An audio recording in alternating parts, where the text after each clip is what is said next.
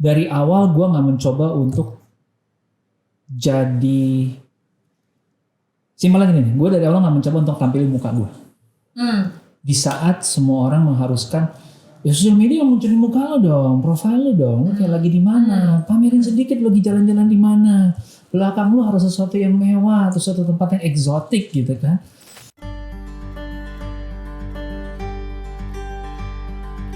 Hai everyone, ketemu lagi di Over Coffee dengan Farina Situmorang. Terima kasih banyak untuk sponsor kita hari ini. Ada Pensive yang udah minjemin tempat, ya kan? Kita taking recordingnya di kantornya Pensive.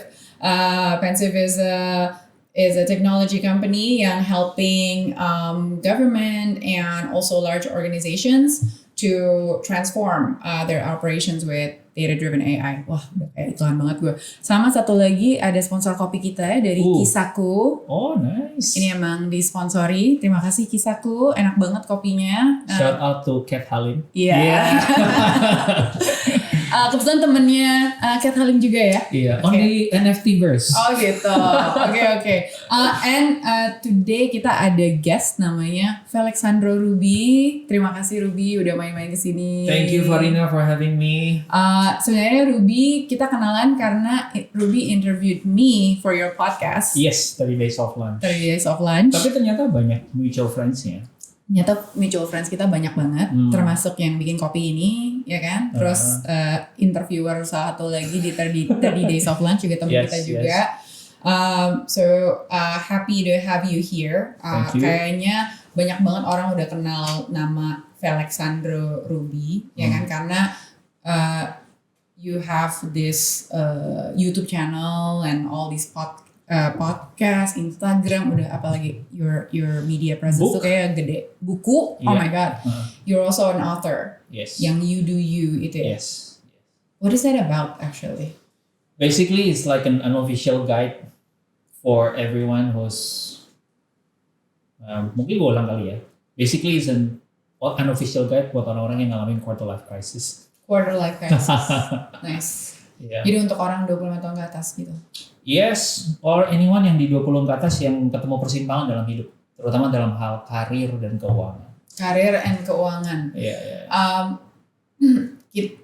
Kayaknya lu udah banyak banget sih ngomong soal karir dan keuangan in your channel gitu atau in Instagram. Dimana Ruby ini kayak loncat-loncat sebelumnya dan karirnya tiba-tiba take an unexpected turns gitu kan, dari mulai heavy equipment sales. Yes, betul. Baru ke food blogging. Yeah. Digital agency, tutup digital agency-nya, and then sekarang I would say podcaster, YouTuber, media, personality, yes. But also investor, and apa ya, mungkin passive income. Passive income advocates. Passive income advocate. And you do a lot of content in career and money. Benar nggak? Kira-kira kayak gitu kan? Kira-kira begitu. Yeah. Ya mungkin yang banyak orang nggak tahu adalah I actually run businesses kan. Karena gue tuh nggak pernah secara gamblang taruh di Instagram gue kalau gue tuh punya bisnis gitu. Mungkin karena self awareness gue juga untuk memisahkan antara yaudah bisnis, konten. Dan social media tuh is my getaway from my daily life. Really? Iya, jadi gue udah gak pengen lagi ngomongin bisnis gue di social media gue gitu. Kayak enough, kerja, have fun di sosmed. Iya. Jadi sosmed lo yang tadinya tuh cuma untuk have fun, but it actually now seems like generating some income. Definitely. Yeah. Gue gak menutup fakta itu, tapi mungkin yang perlu di-clarify adalah beda antara kalau kita menjadikan sosial media sebagai mata pencarian utama sama kalau kita doing it as a way for us to express ourselves, then it becomes like a bonus gitu. Mungkin salah satu yang cukup berbeda adalah jadinya gini, gua bisa benar-benar pegang apa yang gue value banget. Contoh, Terakhir kali kita sempat dapat tawaran dari sebuah brand finance yang besar, nilainya lumayan. Tapi Dapat mobil lah ya, sama rumah. dapat mobil, rumah mungkin belum ya, tapi semoga bentar lagi ada brand yang mau modalin rumah. Silakan ya, langsung kontak aja. Pensif tuh. Amin, kalau pensif bisa mampu. Tapi enggak, maksud gue gini, kita jadinya bisa kurasi. Kita bisa bilang ke mereka, sorry nih, this is what we believe in, and this is the impact that we want to bring to our audience. Dan mohon maaf, brief yang lo kasih itu kayak baca produk information. 90% informasi produk, 10% value buat audience kita. Kita maunya kebalik, 90% value buat audience, 10% ya kebetulan brand lu sesuai. Nah mungkin itu yang bikin kita jadinya bisa make it as a bonus income, at the same time juga audience kita tetap ngerasa value gitu. Karena menurut gua orang nggak apa-apa kok dijualin, tapi ya jualin gua sesuatu yang bermanfaat gitu. Right. So I think that's the difference. So is that maksudnya sekarang waktu lo tuh lebih banyak habis untuk apa? Untuk bikin konten atau masih involved in business atau what is it? Oke, jadi ini gue belum pernah cerita di mana-mana ya. Jadi ini bagus banget sih Pak Rina. So the story is selama pandemi kita mencoba untuk survive. Ada 3 bisnis yang mau kerjakan. Akhirnya setelah kita coba untuk save the ship, save the people, it comes to a point yang kita harus bilang kayaknya harus gue parkirin nih bisnisnya karena abislah simpelnya runway-nya kalau bahasa startup gitu kan. Parkir permanen ya berarti. Parkir permanen gitu. Nggak tahu sih, mungkin Wandi akan bangkit lagi dari kubur, gue nggak tahu. Tapi for now parkir dulu, tapi orang-orangnya di taken care properly segala macam.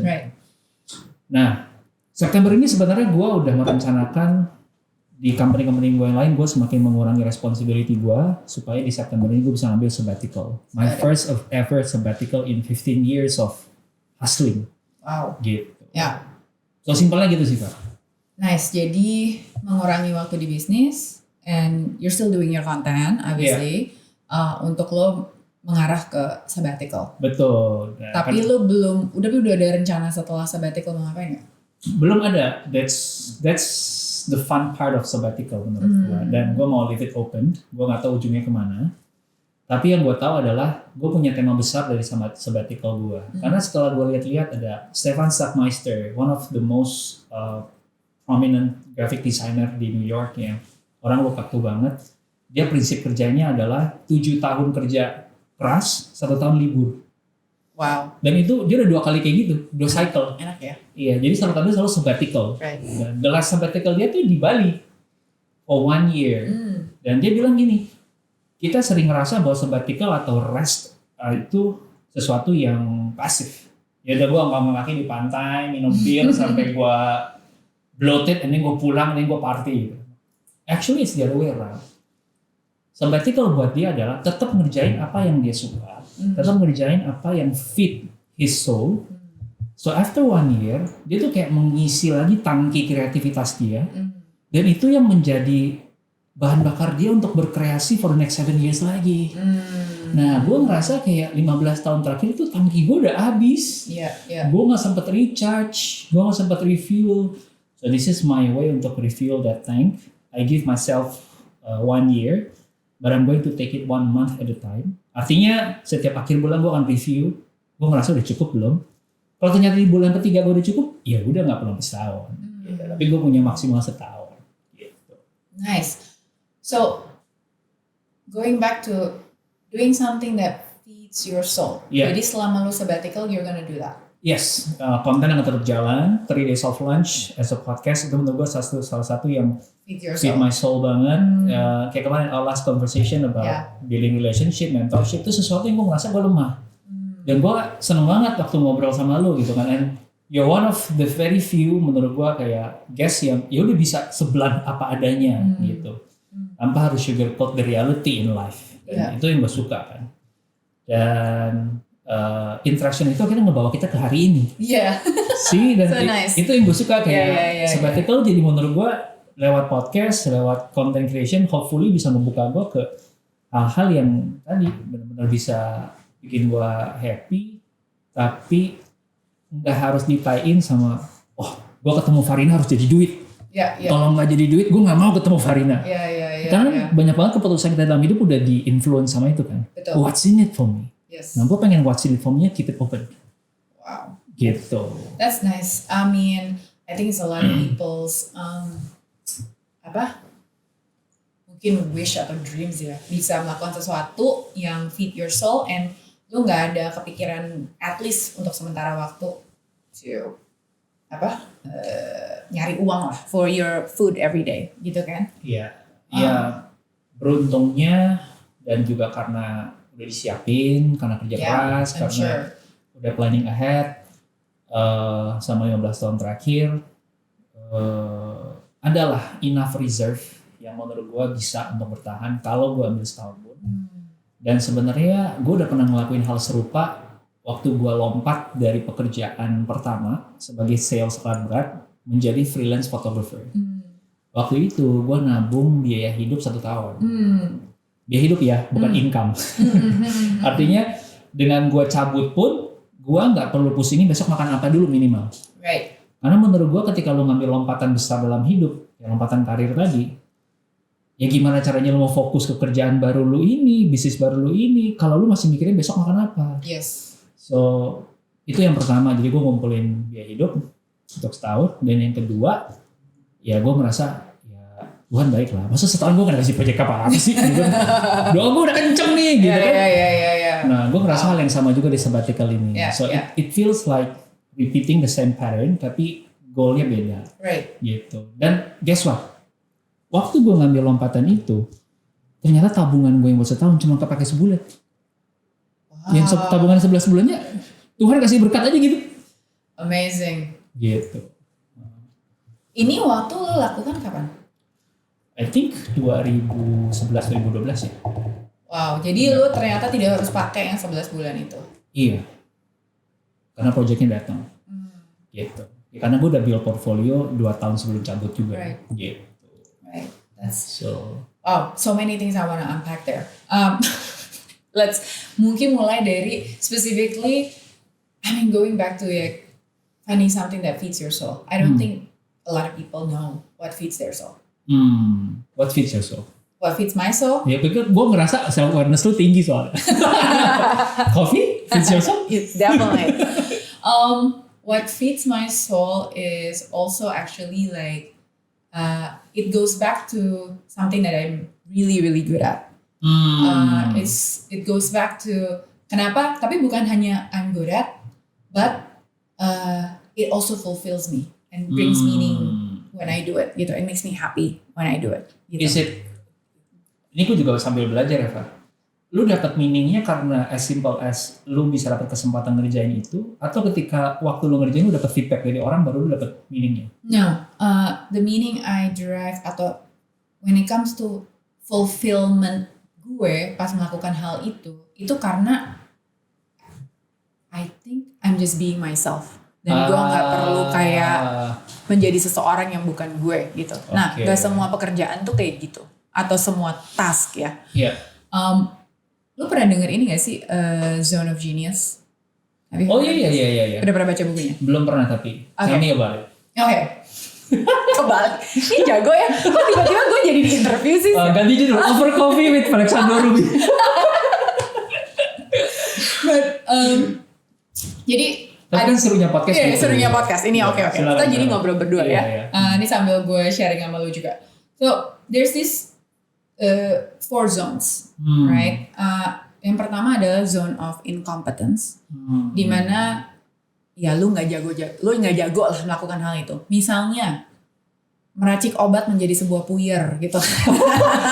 Lu nggak punya kan gitu kan capability itu gitu kan. Atau misalnya apa ya I don't know, bikin gastronomic experience. Zone of incompetence, jadi ya lu datang terus lu ke sebuah restoran untuk mendapatkan experience itu gitu kan. Atau misalnya ya hal yang lo harus lakukan lah, ke dokter dan bla bla gitu ya. Kedua, zone of competence. Lo bisa ngelakuin, tapi I'm sure your time will be more valuable doing something else daripada melakukan hal itu. Misalnya Cuci piring. nyuci piring, nyetir sendiri kemana-mana, atau terus maksudnya spend parkir. Ya kecuali itu brings joy to you ya gitu. Ada loh orang yang hobinya cuci. Ada orang yang hobinya nyetrika. Gue juga. Wow. Boleh nggak mampir ke rumah? Gue juga. Itu yang paling susah kalau buat gue. Terus yang ketiga adalah zone of excellence. You're excellent at it. You're so good at it. Yeah, you're so good at it. Tapi might not fulfill you, right? Lu bisa get paid a lot for it, right? You're excellent at it, tapi may not get fulfilled. Tapi nggak fulfilling buat lu. Lu nggak mungkin ngelakuinnya. Ya lu jalanin aja, and you're really good at it, tapi lu nggak happy gitu, atau nggak too fulfilling lah. Yang terakhir is zone of genius. Zone of genius yang mungkin waktu pas kita ngobrol di podcast lu, gue bilang tentang superpower, right? It's sama lah gitu ya. Yeah. Zone of genius is something that you're meant to do. It's something yang lo, you're happy to do it, then brings you joy and whatever. Nah, sebagai contoh kayak you can spend so much time, misalnya belajar piano gitu, tapi lu nggak akan sejago orang yang emang dari sananya tuh kayak it's almost like their musical ability tuh udah kayak talented banget, yang beneran kayak musical prodigy gitu. Yeah. Joey Alexander. Nah, gitu. Someone like that, right? Lu gak akan, ya susah lah, lu mau spend 24 jam sehari main piano, mungkin gak akan sebisa kayak dia gitu kan. So, makanya kadang-kadang the trap for most people, itu adalah stuck di zone of excellence. And you don't do a lot of your zone of genius. So that's my definition waktu gue denger lu bilang, what feeds your soul? Adalah zone of genius. Being in your zone of genius, but maybe like, jadi kan ya, it will be ideal if we can be in our zone of genius all the time. Yeah. Tapi biasanya tuh kayak ya at least 30 menit lah, 1 jam lah sehari lah lo doing something yang kayak lo bilang feeds your soul, or is part of your zone of genius, right? Jadi, nah untuk nyari zone of genius itu menurut gua nggak semua orang tahu, gitu, bener nggak? Benar. What is your zone of genius atau your superpower? Gue ngerasa after 15 years pun gue masih eksplorasi. That's why kalau teman-teman yang baca buku gue, mungkin ada yang kaget pas ngeliat back covernya. Ini orang udah nyobain 9 hal dalam waktu 10 tahun. Tapi menurut gue that exploration part is sort of like apa ya obligationnya lu sebagai manusia waktu lu hidup gitu. Ya kalau lu nggak pernah tahu, at least lu cobalah gitu kan. Nah, hipotesa gue sekarang ini yang udah mulai kejawab adalah kayaknya sih justru di konten. Yeah, I think you're really good. Kayaknya, gitu ya. Makanya gue nggak meninggalkan content creation part gue nanti waktu di sabbatical.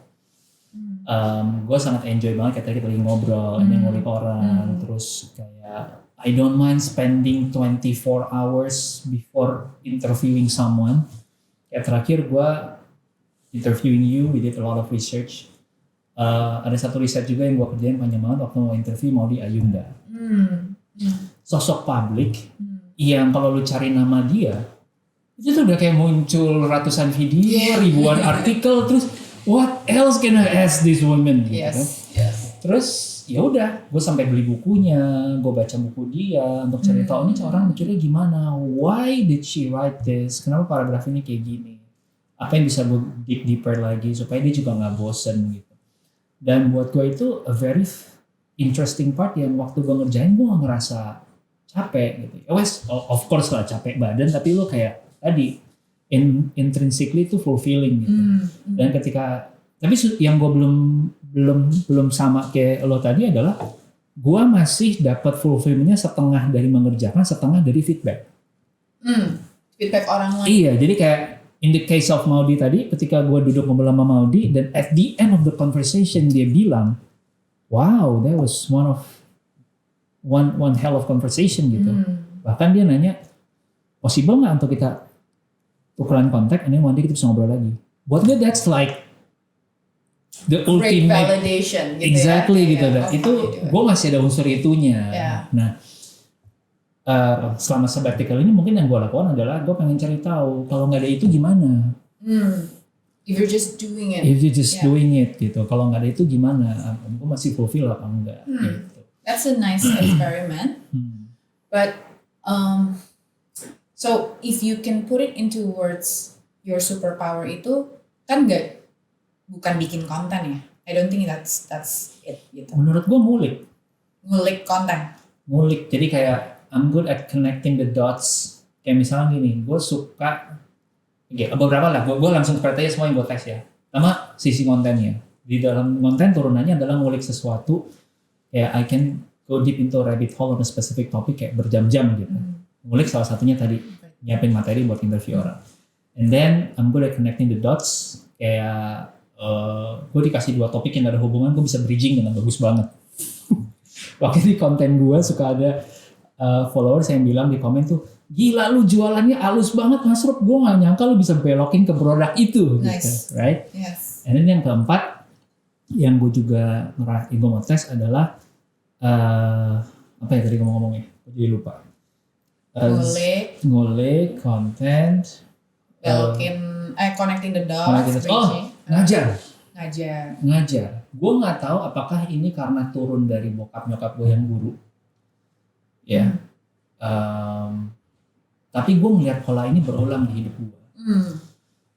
Ketika gue bikin bisnis pun, gue kayaknya nggak terlalu berperan sebagai CEO atau sebagai business owner. Peran gue lebih banyak kayak mentor. Jadi anak-anak yang join gue itu kebanyakan peran gue sehari-hari adalah melatih mereka, nge-train mereka, nge-mentoring mereka, gini loh caranya. I think that's why gue juga bisa bikin agency yang proper waktu itu. Terus ketika gue sharing kayak gini, gue juga ngerasa tadi intrinsically fulfilling juga buat gue. Terus gue udah sempet juga diundang beberapa kali untuk bikin course, ngajarin tentang macam-macam hal, ya, content creation, ngajarin tentang personal finance. Itu setiap kali setelah gue selesai, itu gue ngerasa sangat fulfilling sekali. Nah, itu mungkin 4 hal yang gue pengen ngetes. Gue belum tahu tapi apa hasilnya. If kayaknya sih kalau dari tadi lo sharing itu, like it's as simple as like you're really good at doing a deep dive on something, ya kan? And then ketemu insight atau intisari yang mungkin orang nggak tahu itu dapetnya dari mana, and then sharing it back to people, right? And in then a more digestible way. Something like that. Itu yang gue suka sih.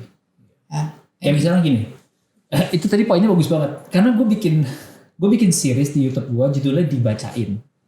So literally I read books and then I share the insights plus pengalaman gue pakai buku itu dalam 15 menit, cara yang lebih gampang orang cerna isi buku. Dan gue dapat banyak komen, Mas Ruby bagus ya insight-nya ya, jadi saya nggak perlu baca buku ini lagi. Atau ada juga tuh orang yang bilang, gue kayaknya waktu baca buku ini nggak dapat insight sedip ini. So maybe that's somewhat a confirmation. Yeah. That's probably. Not everyone is good at that. Maybe we'll see. Yeah. Tapi in order for it to be your zone of genius, it's also like kayak sesuatu yang lo tuh mesti has to make you happy, right? Like and I'm sure not all of those things yang lo sebut ada bagian yang mungkin bikin lo, I don't know, mungkin karena lo berapa kali bilang ke gue kalau lo introvert gitu. Yeah. I'm pretty surprised that one of the things that you're good, maksudnya it fulfills you is the actual teaching part, right? Atau mungkin teaching lo tuh enaknya depan kamera atau lo ketemu sama orang kayak gini juga lo senang gitu kayak gitu. Wow, good question. Gue jadi mikir. Karena gue I have this conversation with Doni like 12 years ago gitu. Doni teman kita sih. Si CEO Happy Five. Waktu itu Doni kan dulu kayak advocate ya kata passion banget. Terus saya bilang passion itu is not just about apa yang lo kerjain, tapi lo kerjainnya buat siapa. Jadi dibilang, ini contohnya Doni exactly ya, correct me if I'm wrong Dok. Tapi kayaknya kalimatnya gini, gue tuh seneng ngajar Dok. Tapi kalau lu suruh gue ngajar anak kelas 5 SD, gue give up. Tapi lu kasih gue anak kuliah, gue bisa hit the spot. Ini mungkin bahasa dia zone of genius dia gitu. So maybe to answer your question, gue seneng ngajar orang-orang yang mau diajar. Karena gue pernah ngalamin juga berkali-kali ketika gue ngajar orang yang datang karena acaranya gratis, and then dia ekspektasinya tinggi banget, terus dia nggak happy, terus dia keluar-keluar. Dalam hati gue, mohon maaf, ini acaranya gratis. Kalau lu nggak happy, ya nggak apa-apa juga, gitu kan. Oke. It's you can live di tengah-tengah gitu, since it's free anyway gitu. Tapi lu nggak perlu keluar-keluar juga gitu kan. Lucunya ya, Far, gue pernah ngetes gitu. Gue bikin course yang serupa, ngajar hal yang serupa, tapi gue lebih dalam lagi. And then I made it a paid course. Dan ini nggak murah. Kelasnya harganya jutaan. 99% itu ngerasa course-nya worth it. So, itulah kenapa bedanya menurut gue ngajarin orang yang ngerasa entitled. Walaupun itu gratis. Yeah. Dia ngerasa harus dapat the most value. Sama orang yang bersedia bayar. Karena dia udah siap untuk diajar. Gitu. Dan sekarang kita barusan aja running the latest course. Ayo bikin tentang content creation, tentang ini. Oke, ayo bikin. Kita udah bikin 2 batch so far. Batch pertama juga kita ngulang hal yang sama. Kita bikin itu as a pro bono, karena kita pengen give back. Yang kedua malah kebalikan. Bentuknya berbayar. Grup yang kedua, batch yang kedua, itu level of intensity-nya mereka act upon apa yang diajarin 200-300% kali lipat. Wow. Jadi mungkin to answer your question, gue suka ngajarin orang yang mau udah siap diajarin. Gak cuma ngajar sembarangan ya? Iya, gak cuma ngajar sembarangan gitu, karena ya gitu sih yang gue dapet kayaknya ya. Okay. On the introvert thing, menurut gue itu introvert yang terlatih untuk ngomong, terlatih untuk ngajar. Tapi kalau gue disuruh milih, kayak hari Sabtu lu ngapain Rup? I'd rather be at home and just reading my books and drinking my coffee. Right. Okay. That is so interesting. Now, tadi lu bilang kan, lu tuh introvert yang belajar ngomong, belajar ngajar, gitu kan? I mean, tapi at the end ini sesuatu yang fulfill you juga. Kalau yang lo ajar itu orang yang mau diajar. Iya. Gitu. Karena kadang-kadang tuh zone of genius, it can be something yang biasanya kan lumayan kayak natural talent gitu loh, yang disebut si superpower ini, right? Tapi kalau dari yang gue tangkap dari lo, because you like it, right? You like the teaching part, even I can still feel though maybe what your superpower benerannya tuh sebenarnya lebih dari yang bagian depannya itu. Nggak segitu banyak yang orang yang mau tuh kayak research, dapetin si intisarinya bla bla bla gitu ya. Dan bisa menampilkannya kembali. Jadi membuat materinya itu tuh kayaknya is like your genius deh. I mean, just my guess. I'm going to take that. Yeah. And Coba lo explore dulu. And then I'll let you know ya. Yeah. Soalnya kalau yang dari pemikiran gue soal si superpower ini, I learned this in one of the therapy sessions that I did. Karena gue gak ketemu zone of genius gue apa. Wah, mahal nih. Udah berkali-kali terapi soalnya. It's not Jadi gimana? Kalau yang gue salah satu yang insight yang gue dapat adalah lo baru bisa mengadjust skill lo itu kalau lo udah tahu exactly what it is. Jadi lo bisa kayak turn the dial atau enggak gitu. Nah, tadi kan lo nanya what feeds my soul gitu kan? Apa sih my zone of genius or my superpower gitu. For me, it's creating a situation atau an environment where it's relaxed and easy for other people to become really authentic and genuine with me.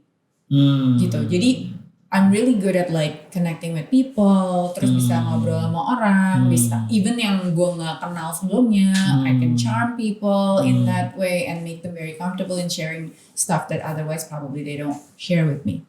And it comes so natural to me because since I was a kid, gue kayak biasa banget untuk mungkin kayak bisa fit in dimanapun gitu. Dan nggak semua orang kayaknya, gue nggak tahu, itu nggak mungkin sulit untuk fitting in atau being part of something gitu ya, atau making a place a home. Now for me that's very natural to do. Gitu. Jadi kemanapun lo pergi lo bisa bikin tempat itu jadi your home. Iya. Home is whatever Farida is. Exactly. Jadi lo bisa taruh gue mungkin di tengah-tengah kilang minyak mana gitu, orangnya cuma 10 and then I can make it my home gitu. But I think it's that ability to create or to connect with people in that way gitu. Wow. Nah, yang mungkin yang gue tadi mau nyambung sama as you're exploring this like superpower of yours gitu ya. Mungkin gue tuh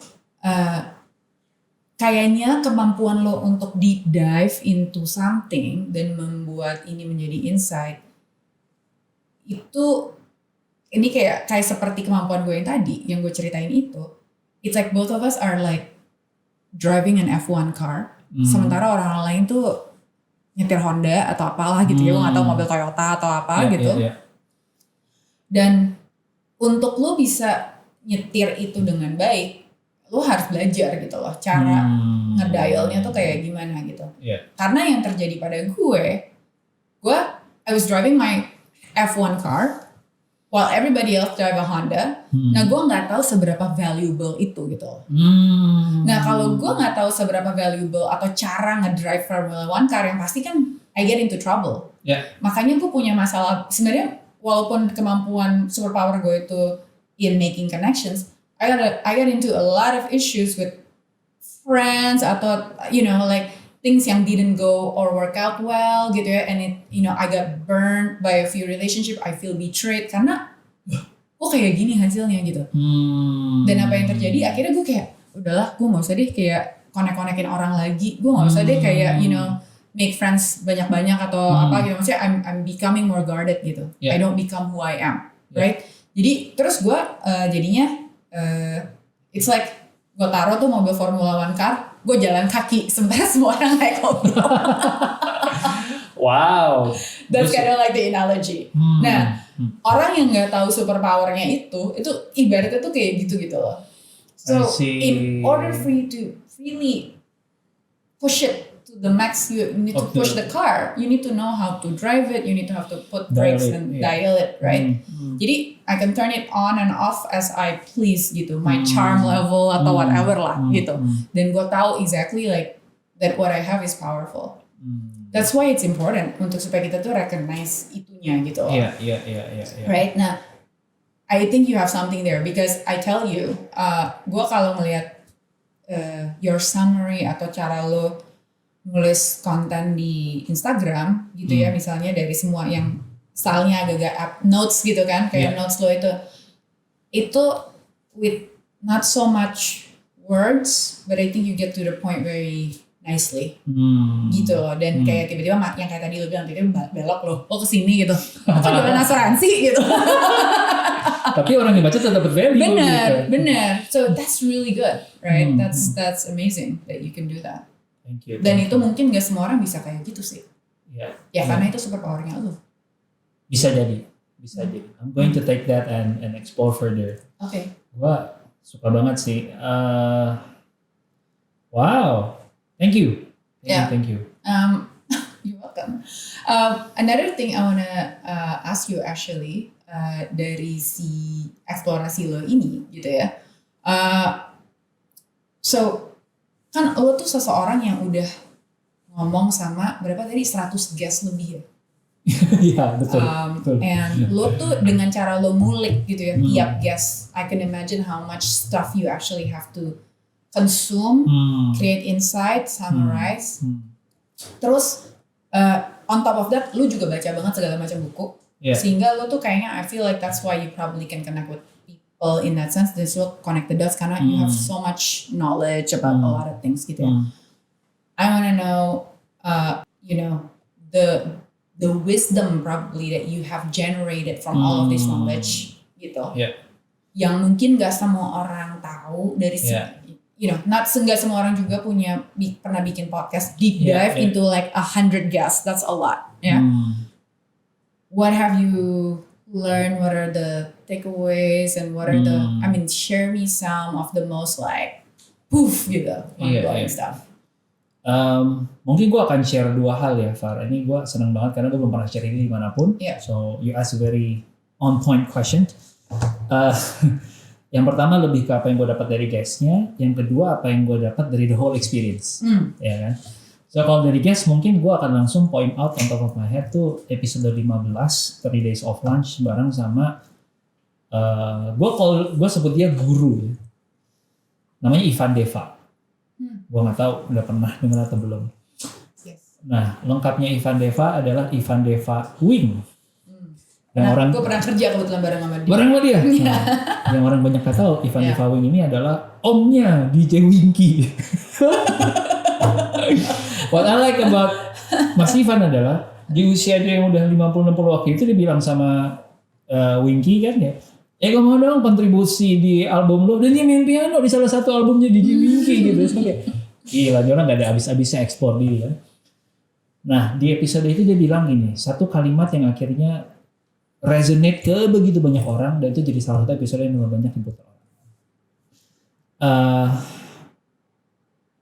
Gimana caranya kita dalam hidup itu bisa berupaya tanpa mengharuskan, berserah tanpa bermalasan.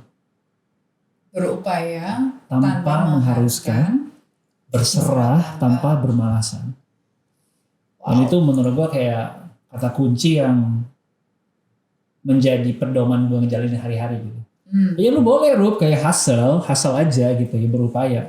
Tapi nggak ada yang bisa menjamin hasilnya harus lo berhasil, harus lo dapat segini. Sehingga lo bisa berdamai kalau hasil ternyata nggak sesuai. At the same time, ketika gue lagi rehat, ketika gue lagi nyantai, gue juga bisa bilang kayak okay, I've done my best, gue berserah. Tapi nggak berarti gue selama ini cuma ongkang-ongkang kaki ngapa-ngapain. So menurut gue that's a very nice way to remember on how to do life menurut gue. Yeah, that's Bhagavad Gita. Yeah, no, I mean itu kayak script dari in Bhagavad Gita ada bagian di mana ini kan Arjuna cerita soal Krishna, ngomong sama Krishna ya. Okay.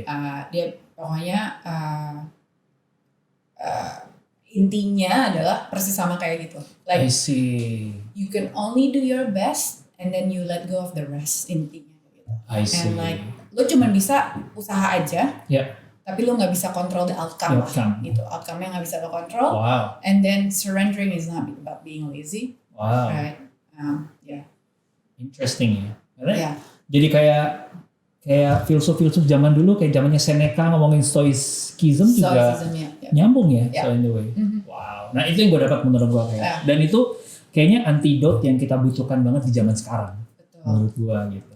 Karena orang tuh biasanya usaha tuh sampai ngoyo banget, maksa gitu sampai kan, sakit. kayak sampai sakit-sakitan, sampai burn out, gila-gilaan, mental health udah nggak tahu kayak gimana gitu, and then tapi they can only think about the other extreme. Kalau gue nggak kayak gini, berarti gue malas dong, gitu kan? No, bener. There's actually this thing in between, gitu kan, dimana lo cuma bisa berusaha seutuhnya, terus udah hasilnya terlalu banyak faktor, right? Selain usaha lo sendiri, and then kalau misalnya lo surrendering doesn't mean that you're not doing anything, exactly. Making use of your time, gitu ya. Menurut gue itu kayak satu topik besar yang yang gue dapat message yang Oke. gue bawa terus sampai sekarang gitu. Even after 3 years semenjak podcast udah tayang gitu. Makanya lo mau sabbatical bentar. Makanya gue mau sabbatical bentar lagi.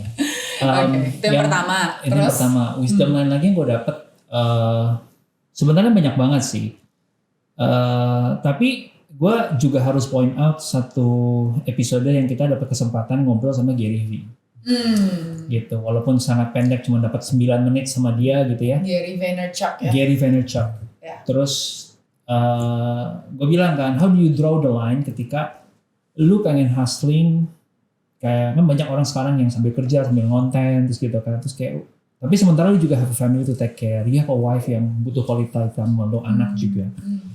Terus gimana caranya lo do you ride the trend ketika lo bikin konten atau justru lo kayak keep being authentic gitu. Dia jawab simpel banget kayak the second that I stop doing something that feeds my soul gitu kan, that's the second I'm gonna stop doing content. Jadi dia justru nggak mau di drive sama all the trends, dia doing it because purely datang dari insight-nya dia gitu. Nah itu menurut gue juga yang perlu kita dengerin lagi di zaman sekarang yang saat everybody is trying to be everybody else. Kayak gue ngerasa dunia dengan semakin terconnected kita juga jadinya malah bukannya makin diverse dan makin seru, malah makin homogen gitu. Ada masanya nggak yang nggak tahu ya, mungkin teman-teman yang dengerin ngerasain gitu sebelum pandemi 2017, 18, 19 itu kayak semua orang ke Jepang gitu. Gitu ya? Iya. Apalagi kalau lagi di musim April gitu yang pas lagi sakura kayak satu timeline gue isinya pink sakura semua gitu deh. Right? And then pas udah di Jepangnya pun kita ngeliat orang juga makin homogen. They go to the same coffee shops. They go to the same restaurants. They go to the same cafes. Terus gue ngerasa kayak ya kenapa lu nggak bisa explore something, just the fact that liburan lu kan harusnya lu explore your authentic interest kan. Lu suka apa, lu suka manga, ya nggak usah harus ke cafe, ya lu ke museum komik kayak gitu yang beda sedikit gitu kan. Lu sukanya apa, misalkan apa ya, I don't know, what do you like? I mean, I like coffee, I like swimming, I like tennis. Swimming, tennis, I don't know, maybe lo pergi Golf, orang Jepang suka main iya, golf. suka main golf gitu ya. Lo explore something yang benar dekat sama lo, karena gue ngerasa kan juga makin homogen gitu, dan harusnya mereka nggak mencoba untuk ya udah karena dunia lagi butuhnya kayak konten yang kayak gini yang trending, ya udah gue ngikut aja. Tapi gimana caranya lu bisa ngikut tren tapi tetap selipin porsinya lu tetap ada, supaya lu nggak kehilangan diri lu. Lu udah, let's say lu 2 tahun bikin konten terus ternyata oh ini bukan Ruby yang sama ya, Ruby yang bahkan istrinya nggak kenal gitu. Nah itu menurut gue yang juga jadi pegangan banget zaman sekarang. Makanya kalau lu ngelihat konten gue, dari awal gue nggak mencoba untuk jadi simpelnya gini nih, gue dari awal nggak mencoba untuk tampilin muka gue. Di saat semua orang mengharuskan ya sosial media munculin muka lo dong, profil lo dong, lo kayak lagi di mana, pamerin sedikit lagi jalan-jalan di mana, belakang lo harus sesuatu yang mewah atau sesuatu tempat yang eksotik gitu kan. Ya. Even up until now banyak orang yang nggak tahu siapa nama istri gue di sosmed. Dan gue nggak pernah nge-tag dia. Why? Because I value our relationship. I value dia punya lebih senang privacy. Gitu. Kita nggak mau nambahin masalah-masalah baru dengan harus muncul di sosmed, gitu kan. Dan gue dari awal bikin konten gue banyakkan tulisan dengan background warna abu-abu. Di saat waktu itu 2018 belum banyak orang yang fokus ke bikin konten yang sifatnya tulisan. Karena gue tahu my most authentic self adalah ketika gue sharing isi kepala gue. Nah, pada saat itu kan bertentangan banget sama tren sosmed. Gitu. Nah, gimana caranya lu bisa ngikutin, but at the same time lu gak kehilangan di sejatinya lo, your authentic self. Nah itu menurut gue yang jadi powerful banget gue waktu dengan itu dari 2018 ke sekarang. In fact, gue bikin podcast gara-gara Gary V. Oh wow. So 2008. Dan bisa ketemu sama dia. Dan gue akhirnya bisa ketemu sama dia. Gue waktu itu ngejar Gary V ke Malaysia. Waktu itu dia ada di salah satu conference. Dia gak mau ke Indo. Mungkin waktu itu belum kenal yang namanya Bali kali ya. Atau dia bukan tipe anak pantai anyway. Jadi he's being authentic to himself gitu. Oke, got it. Ya gue ngejar di sana, terus dia ngomong di situ 2017 gitu kan, kayak lu kalau sekarang nggak masuk ke podcast, you're missing out. Audio is the next big thing. 2018 gue bikin Ends. Gila itu. Kalau gue nggak bikin 2018 mungkin akan cerita yang berbeda. So mungkin dua itu gue nggak mau kepanjangan, karena itu yang benar-benar really change my life gitu. Wow. Mungkin gue mau, I wanna comment on your, maksudnya lu bikin konten soal yang tulisan tadi ya. Iya. I mean, gue kalau ngelihat Instagram lo tuh, it's very apa ya? Kalau gue bilang mungkin well thought out and purposeful gitu. Jadi nggak karena kalau gue fungsi sosial media agak beda buat gue. Kalau gue tuh kayak haha ada meme apa gue post gitu kan. And that's okay karena you're being your authentic self. That's just me gitu kan. Nah kalau lo tuh beneran kayaknya hampir setiap story atau setiap post is just really thought out well and highly curated. It's almost like you being you again by summarizing all these things dan lo cuma kasih intinya. Kita ketemu gitu. polanya lagi ya. Ketemu lagi gitu kayak lo ngapain aja terus zet summary-nya apa? Nih gue kasih sama lo, tinggal lo telen deh tuh gitu ya kan kayak I'm feeling like that's kind of like your pattern gitu loh. Bisa jadi. Thank you for pointing it out.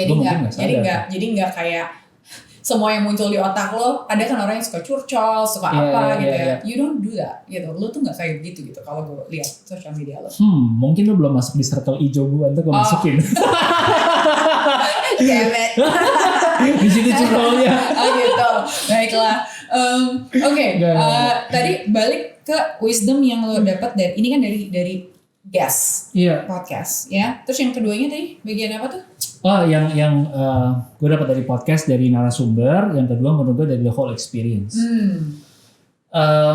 I think kalau dari experience-nya yang gue bisa share ke teman-teman juga mungkin yang denger gue belum pernah share juga adalah bagaimana pentingnya juga kita untuk sadar apa yang mesti kita lakukan ketika kita jadi guest podcast. Karena nggak banyak orang yang ngomongin ini. Yang men-trigger gue adalah gini. Gue ada satu podcast lagi namanya Money Actually. Banyak ya nih podcastnya ya. Luar biasa. Cuma dua doang kok. Cuma dua. Okay. Yang Money Actually spesifik ngomongin duit aja yang gue lagi seneng banget. Nah, di situ ada momennya di mana dalam satu hari gue rekaman sama 3 narasumber dan 2 hari berturut-turut. Jadi kayak 6 guests. Imagine the amount of research. Tapi yang gue mau point out adalah even setelah gue ngelakuin semua research itu, gue do my best to prepare. Ada aja episode yang menurut gue not the masterpiece gitu. Apa tuh definisi masterpiece? Masterpiece menurut gue yang kayak gue sendiri juga ngerasa wow, gue ngerasa value-nya banyak yang bisa dibawa pulang, takeaway-nya buat audience, and your vibe-nya langsung berasa aja gitu. Ya, kayak I think tadi kita ngobrol 40 menit, gue ngerasa kayak wah banyak banget yang bisa dibawa gitu. Nah dan di tengah-tengah obrolan juga gue nggak ngerasa kayak gue harus super effort mengeluarkan 1274 teknik untuk menggali. dari sisi ini nggak dapet, sisi cari lagi. Wah gitu. Yang ngalir menurut gue gitu. Nah, ternyata ada beberapa yang menurut gue wah ini very very tough gitu. Dan gue jadinya ngerasa bersalah banget. Karena I feel that 100% the mistake is on the host for not being able to bring out the best of the guests. Right. Gitu. Saking rasa bersalahnya, gue review myself a lot gitu kan. Terus gue baca buku lagi. Salah satu buku yang gue jadi panutan adalah Larry King. Dia nulis buku How to Talk to Anyone, Anywhere, bla bla gitu. Ternyata di salah satu chapter buku tersebut dia bilang How to deal with a bad guest. Oh ternyata even Larry King aja pernah ngalamin yang namanya bad guest. Ini udah kayak the best interviewer yang ever lived gitu kan. Dan dia ngomong secara gamblang namanya siapa, kenapa itu jadi bad guest, karena dia udah coba berbagai macam cara terus ternyata nggak berhasil gitu ya. Nah tapi gue tetap ngerasa bahwa even though ada case kayak gitu, menurut gue di Indonesia lebih banyak kejadiannya adalah karena podcast masih baru dan orang makin canggungnya ada cahaya, ada kamera, ada mic, pakai ini itu kan enggak. A new environment. Yep. Butuh seorang Farina untuk bikin jadi comfortable. Tapi kan nggak ada Farina di semua podcast. Ya kan? Okay. Sayangnya nggak begitu. Nah jadinya gue rasa yang jadi guest yang bisa dibawa pulang adalah satu. Ketika kita ngobrol menyadari bahwa podcast itu ngobrol. Podcast itu bukan interview. Sehingga lo sebagai guest juga bisa nanya balik. Yeah. Lo sebagai guest juga bisa nggak harus tunggu oke gue ditanya apa lagi nih. Kalau lo nggak nanya gue ya gue diem aja gitu kan. You can also show your interest to the other person gitu. Dan yang kedua nggak ada salahnya juga untuk lo tanya dulu sebelum ngobrol. Kita besok ngobrolin apa ya kira-kira ya. At the same time si hostnya juga boleh banget nanya balik kayak what is the most interesting thing yang lo passionate untuk ngobrolin. Kayak lo nggak usah disuruh pun lo akan udah cerita aja tentang ini gitu kan. And it can be anything, it can be the last movie that you watch yang lo suka banget gitu kan. Nah itu yang which exactly you did earlier tadi kan. Lu nanya kita mau ngobrolin apa gitu kan. Itu menurut gue bagus banget. Dan yang terakhir mungkin buat guest juga yang bisa gue sampaikan adalah bagus untuk kita nyiapin gak usah banyak-banyak, satu paragraf atau satu kalimat atau satu cerita yang di kepala lu udah bilang oke, ini akan jadi the most powerful thing yang gue ceritain gitu. Sisanya let it flow gitu. Being your authentic self dan ngobrol aja. Itu menurut gue yang gak banyak orang ngelakuin ketika jadi guest gitu. Bener banget sih itu.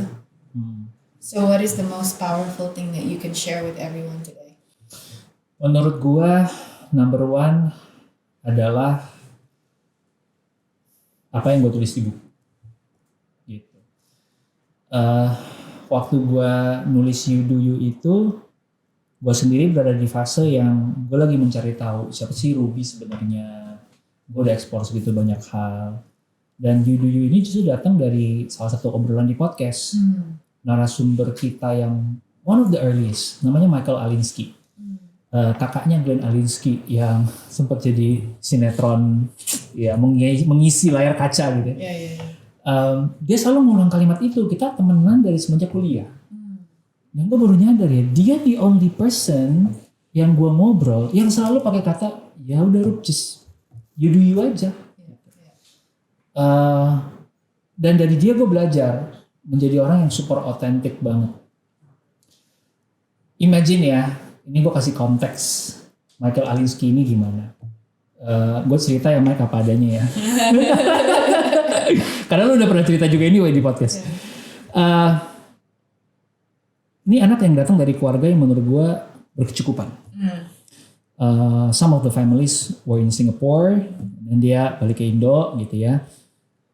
Tapi dia nggak pernah merasa terlalu tinggi untuk turun ke, menurut gue turun ya, membumikan diri gitu ya. Dia waktu itu bisnis yang paling pertama dia adalah jualan tisu basah.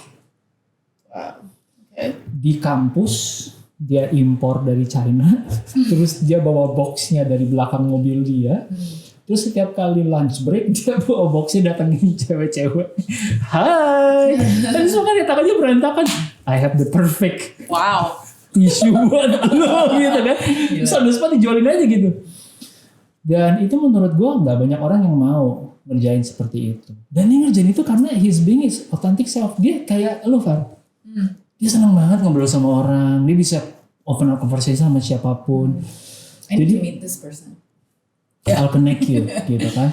Terus hahaha tuh kayak asik banget. Dia bisa bikin orang comfortable dan gak ngerasa aneh. Dan orang willing untuk kayak ya udah ngobrol aja dulu, nggak harus beli gitu.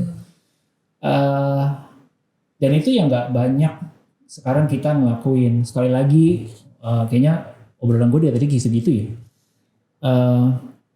Karena gue ngeliat terutama yang generasi yang baru nih, makin banyak orang-orang yang justru bikin sosial media namanya akun alter. Have you heard of it? No. Jadi Gen Z nih, mereka rata-rata punya 2 account. Wow. One is their real persona, and then the other is they are other persona, alter. Alter ego lah. Okay, got Exactly. it. Yeah. Dan yang lebih sering aktif di sosmed is their alter account. Because they don't think they're comfortable being in their own skin. Damn, why? Oke, terus? Jadi kalau lu ngeliat akun originalnya dia, isinya very highly curated, kalau nggak ada konten sama sekali. Karena nggak pede itu dan nggak senyaman itu. Tapi akun alternya, woi bisa yang kayak wow banget. Wow, oke. And I see that we are at this point in time yang kita harus mulai banyak ngomongin ini. Dan You Do You itu juga turunannya jadi gini. Kenapa season 4 3 Days of Lunch kita ngambil tema besar underdog? Karena kita udah capek, Far, dengerin media konvensional yang ngangkatnya, gue harus sukses sebelum usia 30 before 30. Yes. Gue harus dapat investment sekian ratus juta dolar dari visi ini baru gue berhasil.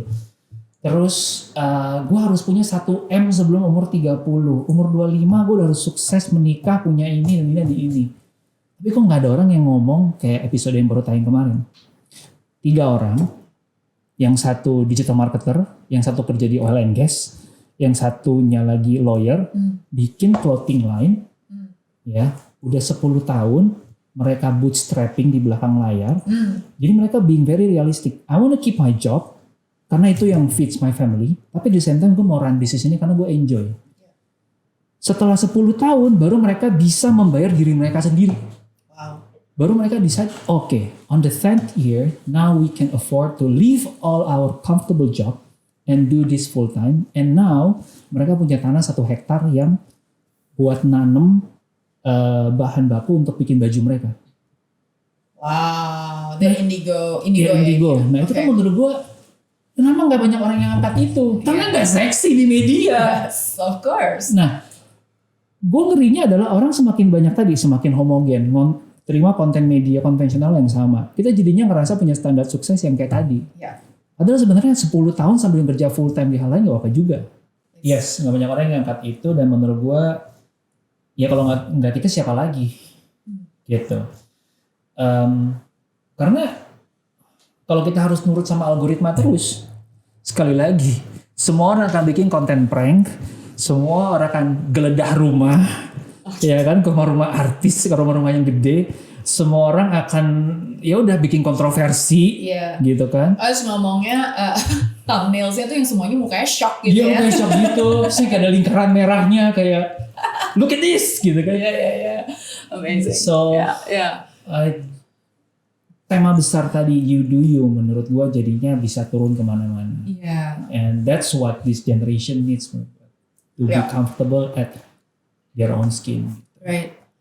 Wow. So going back to there's a lot to unpack here. Tapi sebelum gue lupa, gue pengen nanya si alter account ini, alter egonya ini, mungkin ini kali ya yang dipakai untuk hiding behind all these like weird comments atau apa dan segala macam gitu ya. Okay, I see. And ya mungkin karena balik lagi orang-orang they just don't want to be, I think, ditolak atau di reject karena dirinya sendiri. Mendingan gue kalau ditolak atau di reject ya karena ini kan bukan gue. Ini bukan gue. Iya, benar. Interesting. Nah terus yang lo maksud dengan You Do You ini kayak you just be yourself gitu kan? Yes, benar. Gitu sih. I think the thing is like kata-kata You Do You atau be yourself itu sesuatu yang gampang banget dianggap klise, and mungkin orang hafal luar kepala kayak just be yourself, just be your authentic self atau find your voice atau apa, tanpa orang benar-benar paham like really deep down tuh artinya apa sih buat lo gitu ya. I think maybe mungkin itu butuh waktu dan pengalaman hidup bolak-balik tertempat oleh kehidupan gitu ya, sampai bisa gini toh jadi diri gue sendiri. Karena gimana lo mau jadi diri lo sendiri kalau diri lo aja lo nggak kenal. Benar. Lihatlah area SCBD, makanya bisa muncul stereotype kan. Cici-cici SCBD gimana? Sepatunya Tory Burch, lanyardnya whatever brand. Right? Because people are projecting from each other. Oh, kalau gua kerja di SCBD itu harus begini gayanya. Anyway, yeah, that's one of the very simplest way to see why we are having trouble of just being ourselves. Yeah. What do you do to be yourself atau find out about yourself lah? Jangan be yourself dulu lah. Find out about yourself. Kalau lu sendiri lo gimana? I think menurut gue salah satu kuncinya adalah self-awareness, which I think you're really good at it. Nanti please tambahin ya Pak. Kalau gue self-awarenessnya berangkat dari mencoba dan mengeliminasi. Gitu. Makanya gue gak masalah orang ngeliatnya kayak lu wasting time, lu nyobain begitu banyak hal. No, I don't think I'm wasting time. As I explore, gue makin kenal diri gue. Gue makin bisa mengeliminasi, oh ini bukan gue. Kan salah satu leaders gue pernah bilang, one of the key to focus is to eliminate. Gitu. Dan kalau lu gak tahu apa yang lu mau eliminate, ya lu selamanya akan kayak semuanya lu terima aja gitu. Ya kan? Jadi lu jadi bisa belajar saying no, mana yang bukan gue. Gitu. Tapi gue juga gak mau saying no dari perspektif yang bukan gue. Gue bisa baca dari buku, terus gue langsung say no, tapi menurut gue itu gak valid. Gue mesti baca dari pengalaman orang, terus gue alami, baru gue bisa valid, oke, udah 2 proses nih, ini benar-benar no. Itu menurut gue, sehingga gue bisa make peace with it. Kalau gue cuma dari third party sources, kayaknya ini bukan gue nih, tapi gue belum nyobain. Itu menurut gue gak valid. Gitu. So, ya teman-teman kalau yang tahu kenapa gue eksperimen begitu banyak, it's a journey yang akhirnya gue bisa mengenal diri gue lebih baik. Gitu sih. Jadi lo bener-bener, you read a lot, you consume a lot of things, and then takeaway-nya lo test gitu exactly. ya. Exactly. Wow. Okay. That's how you know yourself more. Exactly. Okay. It's that, do you do that now? Sekarang masih kayak begitu? Exactly. Well, sabbaticalnya kan juga begitu. Okay. It's part of the experiment. Ya kan? Interesting. And dengan itu lo jadi become more self-aware, you think? I think so. Walaupun tentunya PR-nya pasti ada terus ya. Tapi lo melakukan itu lo udah ada hipotesa juga kan? Kayak, is something I wanna try. Yang ini enggak, yang ini ya. Gitu. Benar. Ya. Ya, gue gak bisa reveal semuanya. Tadi gue baru cerita sama lo juga gitu. Kayak ketika kita punya sebuah plan besar yang pengen kita kerjain, kalau kita udah spill ke orang, kita ngerasanya kayak, oh I've done my homework, udah. Sekali jadi gak melanjutin, gak follow up. So there's a little bit of mystery yang mesti gue keep it to myself, because that's also the fun part of discovering. Yeah. But in your case, self-awareness tuh gimana? Karena menurut Over coffee with Alexandro Ruby. Switch sedikit ya. Kalau self-awareness, kalau buat gue itu realizing hal-hal mengenai tentang diri lo, ya, yang lo bisa melakukan itu dari conscious about pattern lo terhadap hal-hal keseharian lo, gitu ya, dan lo recognize kayak gimana lo bereaksi terhadap hal-hal tertentu, orang tertentu, situasi tertentu, karena biasanya that pattern itu akan keulang-keulang terus. Gitu. Dan gue semakin gue mengenali pattern-pattern gue, apa reaksi gue kalau misalnya suami gue begini, kalau nyokap gue ngomong ini, reaksinya apa gitu. Semakin gue kenal dan semakin gue kayak oke, do I wanna keep this atau enggak gitu ya, atau ini kok selama ini gue ini keulang-ulang terus gue nggak happy gitu ya, kenapa ya gitu. So recognizing that is self-awareness for me gitu. And biasanya itu kalau buat gue itu dimulai dari perasaan gue atau emosi gue yang terjadi itu apa pas itu gue melewati. I see. Nah, karena menurut gue yang namanya emosi atau feeling itu sesuatu yang tertrigger dari apa yang ada situasi di depan mata lo ya. Ya, can be someone said something gitu ya. Kayak kemarin tadi gue cerita sama lo, salah satu reel di 30 Days of Lunch gue ada komen negatif. Nah itu membuat gue, misalnya gue dibilang sesuatu sama komen netizen gitu kan. Nah terus reaksi gue apa nih gitu. Kok reaksi gue gini, kok gak enak ya rasanya. Kenapa ya? Nah itu gue biasanya gue akan go deeper into that. I see. Then I know myself more. Then I recognize about all these things. Itu bagus tuh. Karena menurut gue 2 hal dari yang tadi lu cerita adalah, satu, orang jarang mengambil waktu untuk reflect dan ngobrol sama diri sendiri. Because waktu ngobrol sama diri sendirinya tergantikan dengan scrolling endlessly on social media. Ya. Ya kan? Jadinya yang kayak tadi gitu. Jadinya ya membandingkan diri sendiri sama orang lain, bukan sama diri sendiri. So reflecting ya kayaknya kuncinya. Iya. Tapi lo mungkin gak semua orang suka merasakan emosi-emosi yang dia gak suka rasain. Padahal emosi itu kan cara badan kita ngasih tahu gitu. Yeah. It's a sign gitu. Yeah. And not everybody likes that gitu. Maksudnya ada orang yang kayak, aduh gue sedih, gue gak mau ngerasain kesedihan gue lempar gitu. Gue oper gitu, gue gak deh gitu. Kenapanya dia gak tahu, atau misalnya gue merasa takut kenapa, terus dia juga gak mau tahu gitu kan. Itu sih menurut gue karena menurut self awareness itu nggak bisa lo pisahkan dari ya emotional awareness ya kan, terus your thought patterns gitu ya, mental. Jadi emotional, mental, physical, spiritual itu semuanya tuh kayak nyambung gitu kan. Nah kalau lo nggak kenal layer-layer dari manusia itu, it's very difficult gitu untuk mengenali diri lo sendiri. Dan selain dari itu juga banyak orang nggak suka diem dengan pikirannya mereka sendiri ya.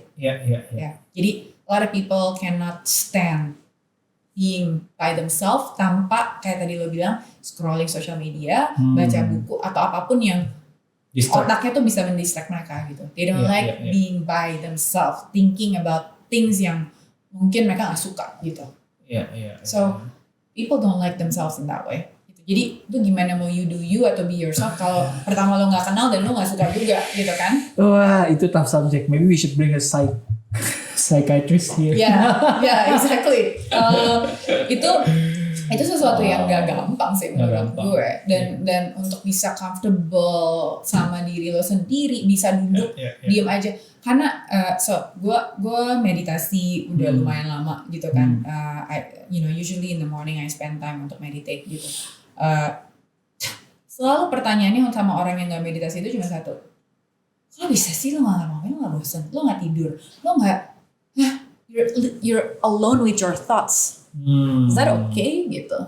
Nah kalau lo kan you seem like comfortable in doing that, mungkin maybe because you love to reflect, right? What are your thoughts about that? I don't meditate. In a sense. Yang like duduk diam gitu kan, But the way I do it is to write it down. Gitu. Menurut gua kan ada orang yang bilang gini kan, kalau lu kehabisan ide, baca. Kalau lu kebanyakan ide, tulis. Nah, gua mengartikannya adalah kalau kepala lu kosong, kayak lu ketemu orang, ketemu ngapain, lu isi dengan sesuatu.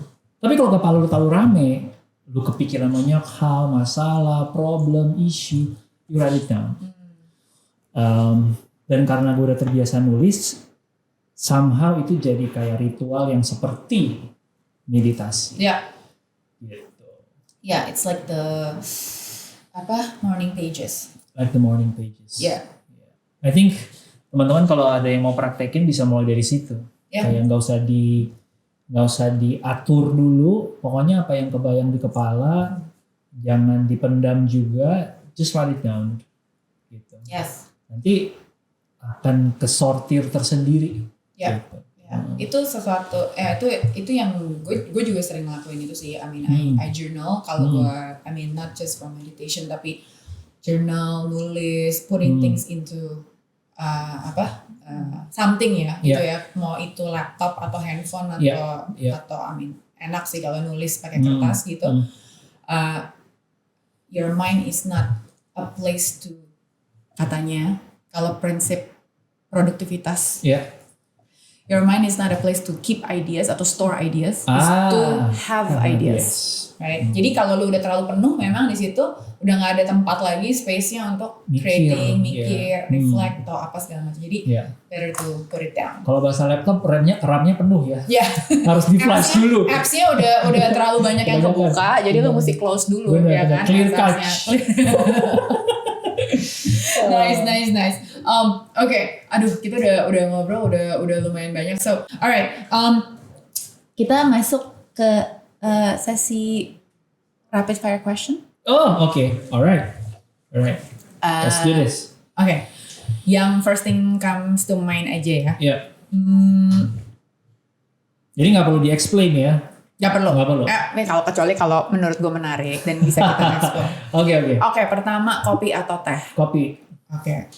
App di HP lo yang lo nggak bisa live without?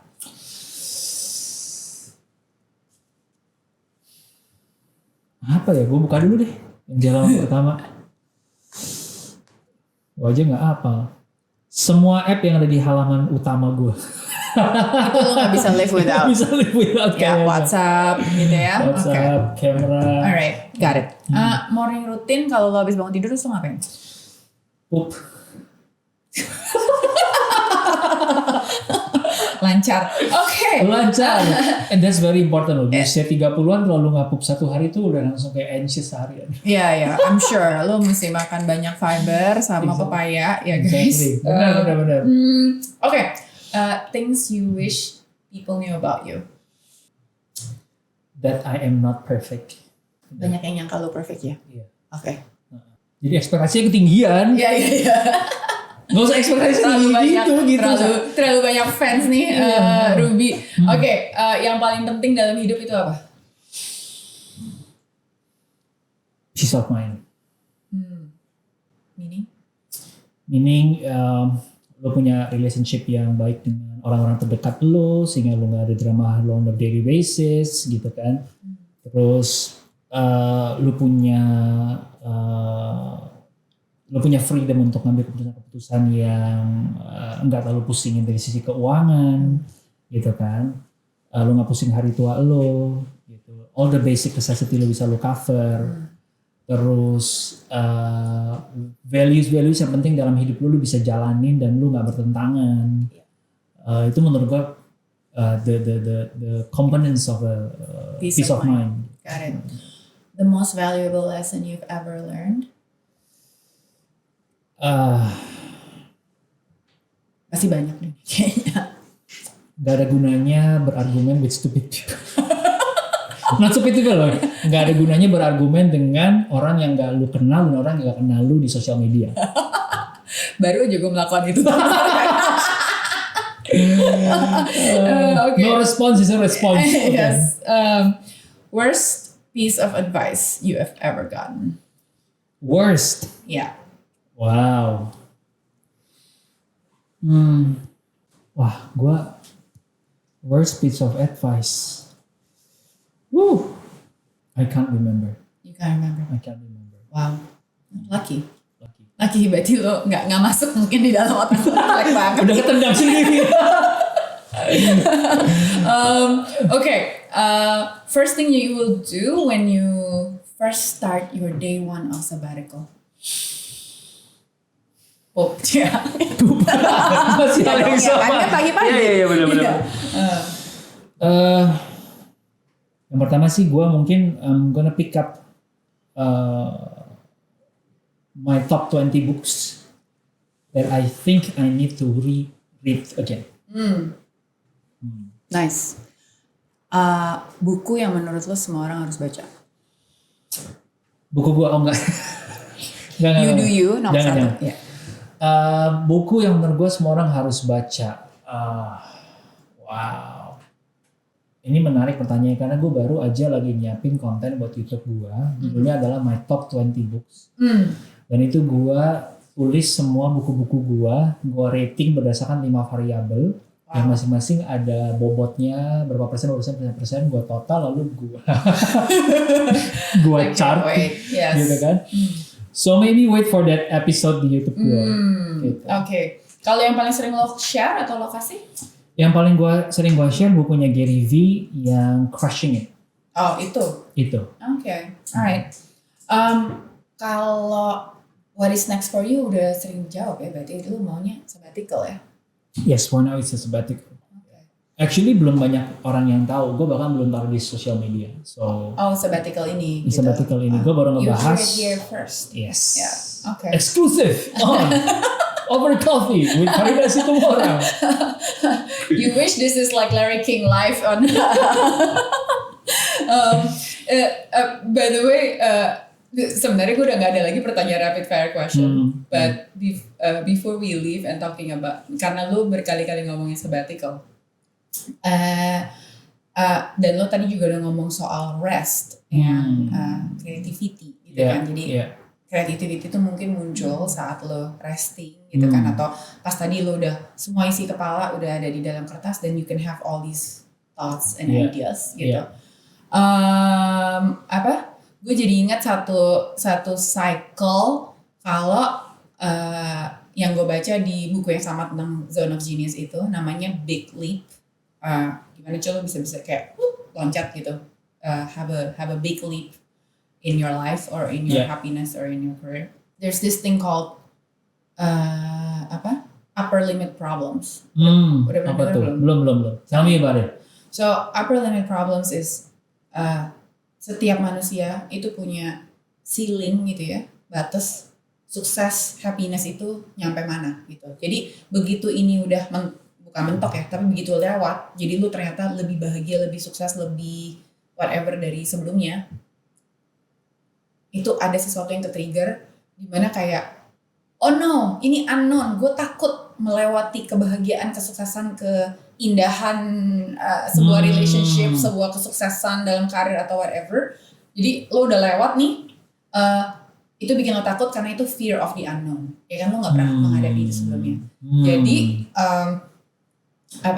begitu lewat itu orang tuh akan melakukan segala macam cara untuk self sabotage, untuk kayak gue gak mau deh sukses itu, gue gak mau deh sebahagia itu gitu. Sebagai contohnya misalnya sesimpel kita habis liburan sama pasangan kita, terus lo happy banget, senang banget gitu ya, tiba-tiba di hari terakhir lo trigger berantem. Gak penting, tapi ada konflik aja gitu tiba-tiba. Yang bikin itu jadi situasi ke upper limit lo tuh gak ke cross gitu.